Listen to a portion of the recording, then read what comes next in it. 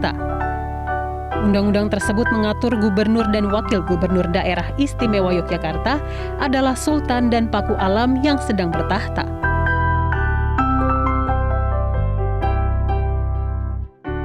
Di era kepemimpinan yang baru, salah satu fokus Gubernur DIY adalah pengentasan kemiskinan di Jogja melalui program-program unggulan sektor pariwisata.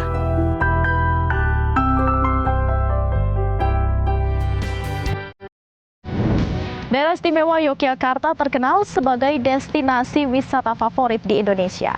Dengan Keraton Yogyakarta di dalamnya, daerah ini memiliki keistimewaan, baik dari pemerintahan maupun kebudayaannya.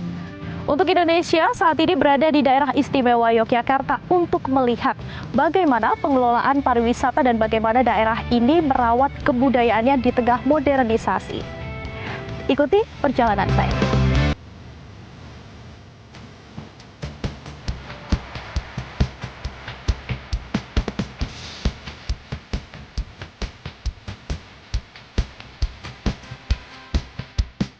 Halo Gusti Bendoro dan Pak Singgi, apa kabar? Alhamdulillah baik. Pemirsa, saat ini saya sudah bersama dengan Gusti Kanjeng Ratu Bendoro, Ketua Bidang Promosi Daerah Istimewa Yogyakarta, dan Bapak Singgih Raharjo, Kepala Dinas Pariwisata Daerah Istimewa Yogyakarta. Gusti dan Pak Singgih, tadi saya ketika di perjalanan menuju ke Keraton Yogyakarta, tadi saya lihat Yogyakarta sudah mulai kembali ramai begitu ya. Nah kemudian Gusti, seperti apa saat ini geliat pariwisata pasca pandemi di Jogja? Yang pasti kita sudah bisa lihat bahwa wisatawan sudah banyak sekali di sini, tidak hanya domestik tapi juga mancanegara. Kalau dari segi PHRI, teman-teman di perhotelan memang kapasitas dari occupancy rate dari hotel sudah mencapai 85%, bahkan kalau sudah weekend itu sudah sulit sekali cari kamar. Iya. Nah ini memang teman-teman destinasi pun juga mengatakan sudah menuju ke 80%. Pak Singgih, kemudian fokus dari pemerintah Provinsi Daerah Istimewa Yogyakarta terutama untuk sektor pariwisata seperti apa? Ya, karena kemarin kita dilanda badai COVID-19, maka kemudian itu menjadi pelajaran yang sangat berharga dan menjadi salah satu strategi kebijakan kita untuk melangkah ke depan. Karena dengan COVID saya kira kita kemudian masuk di era VUCA yang kemudian membingungkan, ketidakpastian, dan ini sangat buruk untuk industri sebetulnya, khususnya di industri pariwisata. Nah, tapi dengan begitu kita kemudian akan belajar dari pengalaman itu, kemudian kita mempunyai 3 pilar kebijakan ke depan yang nanti akan kita berlakukan. Yang pertama adalah pariwisata yang berkualitas dan berkelanjutan. Kemudian yang kedua itu adalah pariwisata yang inklusif, yang bisa dinikmati oleh semua masyarakat. Yang ketiga adalah mau tidak mau digitalisasi ekosistem pariwisata ini sangat diperlukan. Nah, ketiga hal ini saya kira sangat relevan sekali dengan isu-isu yang sekarang ini sedang menjadi isu global. Begitu Mbak Putri. Kemudian digitalisasi seperti apa Pak Singgih? Ya, jadi sekarang ini kan para wisatawan sudah mulai menggunakan berbagai macam gadget, baik itu handphone mereka, smartphone mereka, kemudian juga beberapa fasilitas yang ada. Maka kemudian kita wajib untuk menyediakan informasi itu di gadget mereka, di konektivitas internet yang kemudian akan terhubung dengan baik itu industri pariwisata, hotel, restoran, kemudian destinasi, event, informasi pariwisata juga kita masukkan di dalam sebuah informasi digital. Dan tentu ini menjadi menarik karena digital experience juga akan menjadi bagian yang sangat penting untuk kemudian bisa dilakukan oleh para wisatawan. Kita punya aplikasi Visiting Jogja yang dihadirkan untuk memberikan layanan kepariwisataan di Yogyakarta. Kemudian Pak Singgih, kalau kita lihat salah satu visi misi dari Gubernur Daerah Istimewa Yogyakarta itu kan melestarikan lingkungan dan warisan budaya melalui penataan ruang dan pertanahan. Nah, kemudian seperti apa realisasinya? Ya, tadi di pilar pertama tadi saya sampaikan bahwa kita ingin ke depan itu, dan sekarang pun sudah dimulai, yaitu adalah quality dan sustainability tourism development. Tentu ini sangat relevan sekali dengan visi misi Bapak Gubernur di 2022 sampai dengan 2007. Bagaimana kemudian kita menghubungkan itu dengan situasi yang ketidakpastian? Maka yang perlu kemudian kita lakukan adalah Pertama adalah resiliensi dari baik itu destinasi, desa wisata maupun industri pariwisata itu sendiri. Yang dilakukan pasti kita harus beradaptasi. Situasi yang kemudian ketidakpastian, maka kita harus cepat beradaptasi. Inovasi harus dilakukan, karena kalau kemudian tidak ada inovasi, maka kita akan stagnan. Berikutnya adalah kolaborasi, kita harus bersama. Inilah yang kemudian mendasari kita bagaimana Jogja bisa recovery cepat dibanding daerah lain adalah ada 3 hal itu. Nah, implementasinya kalau kemudian kita bicara desa wisata, maka di situ ada tanah yang merupakan pertanahan ya, tanah di desa, TKD, tanah khas desa dan sebagainya.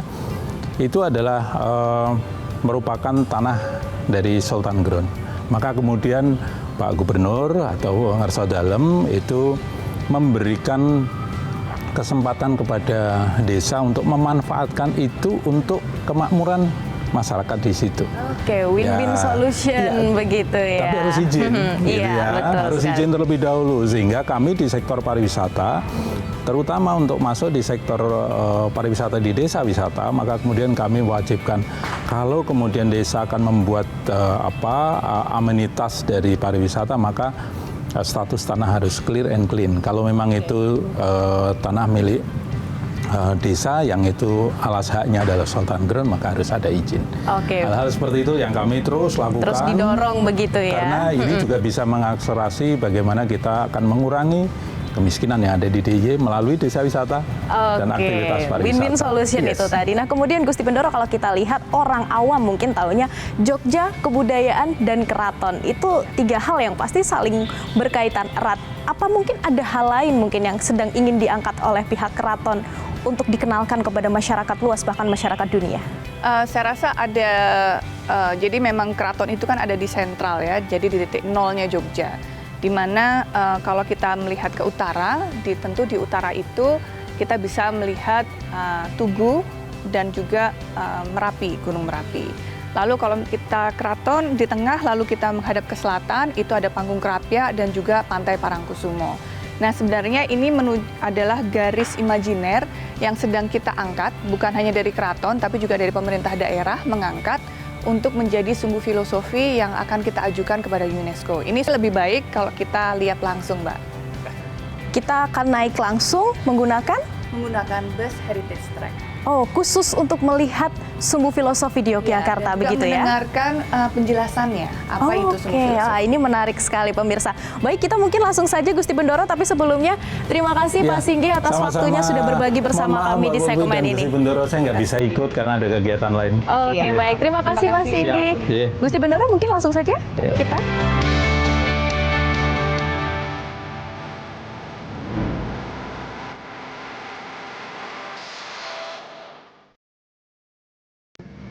Oh, ini bisa. Iya.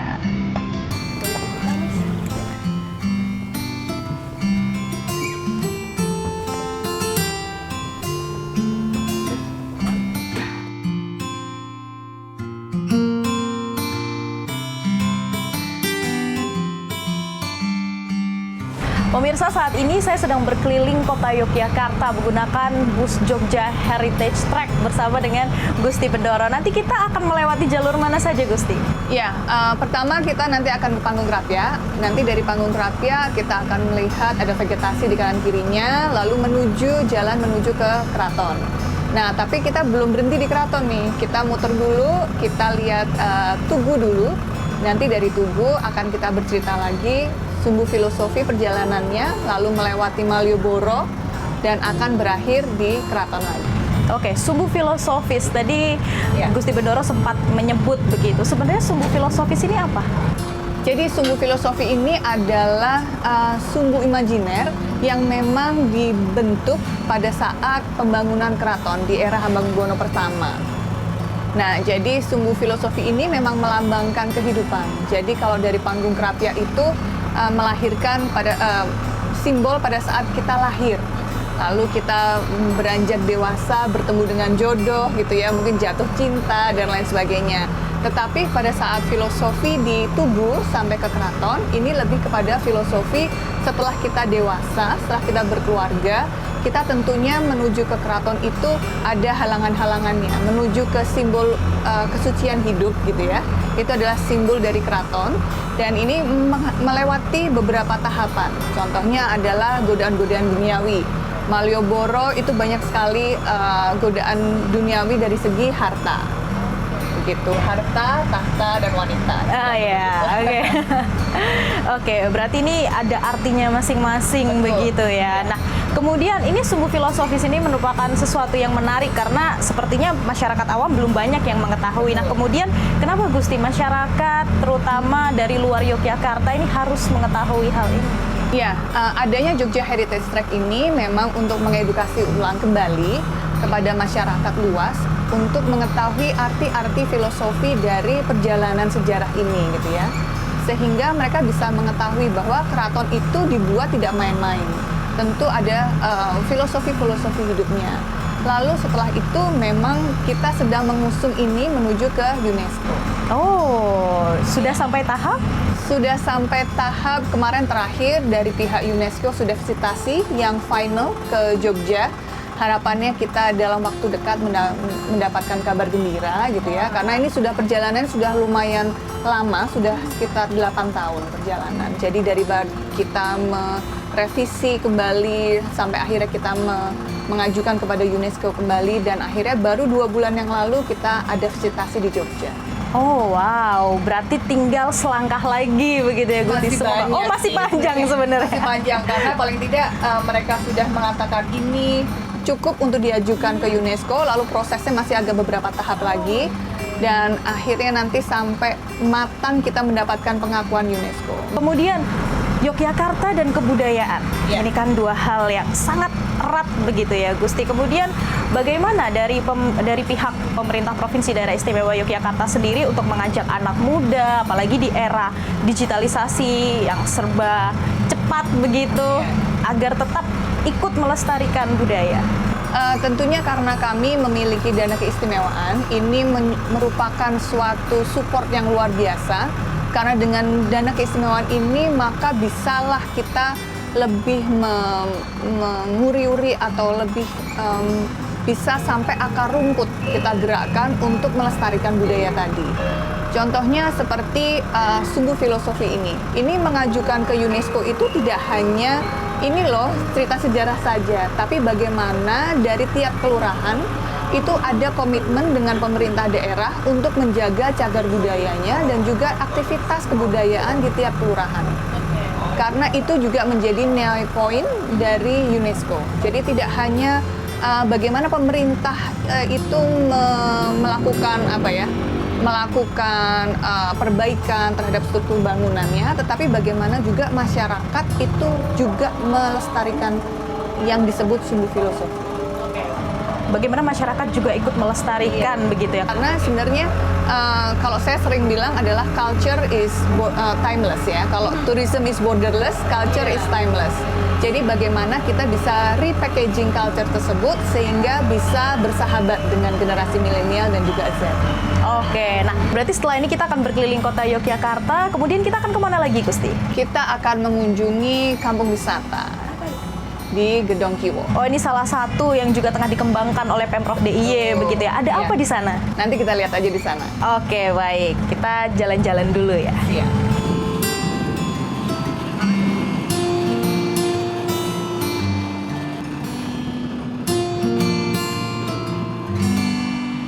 Sumbu filosofis ini kita kenalkan kepada masyarakat di DIY atau di Jogja pada khususnya. Itu ada salah satunya melalui dengan program Bus Jogja Heritage Track yang pada tahun ini kita fokuskan di sumbu filosofis agar sumbu filosofis itu betul-betul dikenal oleh masyarakat dan betul-betul masyarakat Jogja itu mengetahui lebih detail berkaitan dengan sumbu filosofis.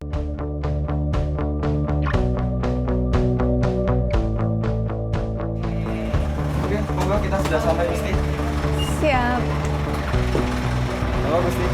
Terima kasih. Ada apa ini? Ini rumah limasan. Rumah autentik dulu bentuknya seperti ini.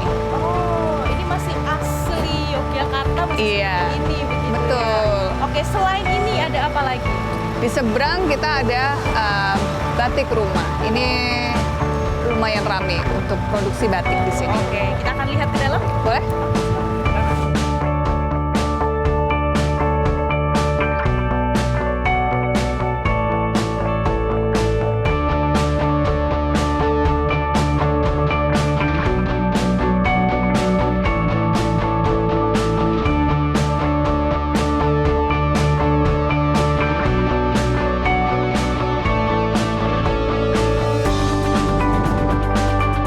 Nah pemirsa, saat ini saya sudah berada di sentra batik yang ada di Kampung Wisata Gedong Kiwo, dan saya dan Gusti Bendoro ini sudah ditemani oleh Mas Aldi Dianto, Ketua BP2KY.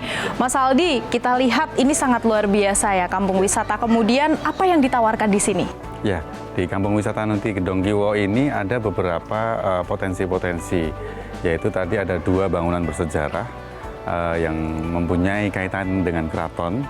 Pengunjung yang datang ke sini pun bisa mencicipi kuliner khas dari Gedong Kiwo yang kebanyakan juga dari bahan dasar tahu. Harus dicoba pepes tahu sama Pepes tahu, botok tahu. Nah ini harus dicatat ya pemirsa ya. Oke, ada apa lagi Mas Aldi? Ada satu lagi ini yang memang saat ini sedang ada di sini, ini sentra batik, yaitu batik rumah.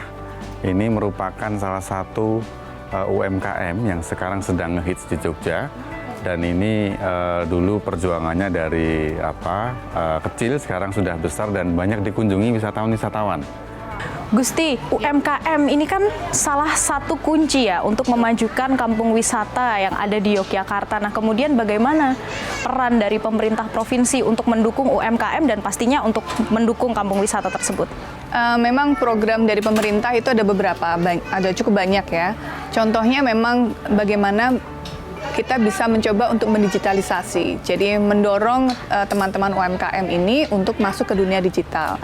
Tidak hanya untuk payment gateway-nya saja, payment-nya menggunakan digital, tetapi bagaimana bisa diakses dari Sibakul dan lain sebagainya. Sibakul ini adalah seperti e-commerce milik dari pemerintah daerah Istimewa Yogyakarta. Nah, tentunya UMKM ini itu memang menjadi perputaran ekonomi di tengah pariwisata. Kalau industri pariwisata itu sendiri kan hanya mendatangkan orang saja, tetapi perputaran ekonominya itu semuanya ada di UMKM-nya. Justru dari UMKM itu Betul. sendiri ya. Oke. UMKM itu menjadi jantung. Nah, responsibility and sustainable tourism. Bagaimana Gusti menerapkan ini? Kita tahu pariwisata di Yogyakarta ini banyak sekali. Ya. Nah, ini memang menjadi fokus dari pemerintah daerah dan juga teman-teman stakeholders di pariwisata untuk bagaimana kita bisa mewujudkan itu. Jadi mimpinya adalah memang sustainable, responsible, dan quality tourism. Jadi Jogja ini masih terkenal dengan murah, tapi jangan sampai kita ini murahan, istilahnya gitu ya. Jangan sampai murahan. Betul, jadi bagaimana kita bisa menghadirkan kualitas-kualitas yang memang bagus, tetapi dengan harga yang affordable tentunya. Nah, tentunya ini programnya nggak cuma setahun 2 tahun, karena ini harus jangka panjang, karena kita harus rethinking tourism lagi, menyadarkan kepada teman-teman di industri pariwisata bahwa tidak hanya keuntungan saat ini semata, tapi harus jangka panjang. Berkelanjutan. Tentunya, betul, berkelanjutan. Nah, tentunya ini harus kita mulai kembali dari membuat master plan tiap kampung kelurahan, kampung wisata. Oke, nah itu dari sisi pelaku wisata. Nah, Ya. Mas Aldi, bagaimana menarik wisatawan yang datang ke Jogja ini juga tertarik untuk datang ke kampung-kampung wisata? Ya, betul.